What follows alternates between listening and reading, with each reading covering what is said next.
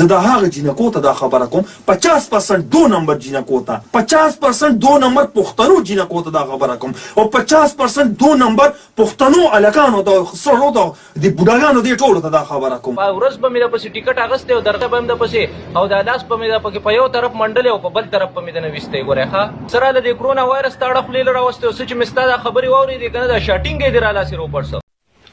السلام علیکم پښتنو د ډم داسې ویډیوګانې راته میلاو شي چې ان شاء الله د دینه پس په د ډم هم ځان نه پرتوګ نشي رغولی او د چمچو له بم بند نه ورځي چې خدای اوس مونږ د خپل ډم له څنګه پرتوګ رغو. ملګرو ویډیوګانې درته ښیم خو د هغې نه مخکې د ډم له یو پیغام ورکوم چې ډمه د انسان مخ د خدای د نوره دی. زه ستا دومره تذلیل نه کول غواړم چې ته د چا سره بیا سترګې نشي میلاولی، خو دا درته وایم چې د سړي بچی شه د دې نه پس په پښتنو پسې سپکه خبره ونه کړې یا ځان له د پرتوګ د رغولو کوشش ونه کړې یا په خپلو چمچو ځان له د پرتوګ د رغولو کوشش ونه کړې. دا درته صرف یو ټریلر ښیم چې تا ته پته ولګي چې واقعي امیر بیخي منځ ته رسېدلی دی. دا صرف یو ټریلر دی، دا هغه ساعت دی چې کله تاسو له خلک راورسېد او ستا اشر ختم شو ته یې خلاصولی او بیا پولیسو موبایل ته خېجولی. که چېرې دې د پاس هم ته د سړي زوی نه شوې نو بیا دې هغه ویډیوګانې سوشل میډیا ته راوړم په کمې کې چې په تا باندې لنډی اشر جوړ دی او ته د لاندې نه چغې وایې وایه خدای ته وګوره ما د دې خلکو نه خلاص کړی. هغه ویډیوګانې به بیا زه سوشل میډیا ته راوړم.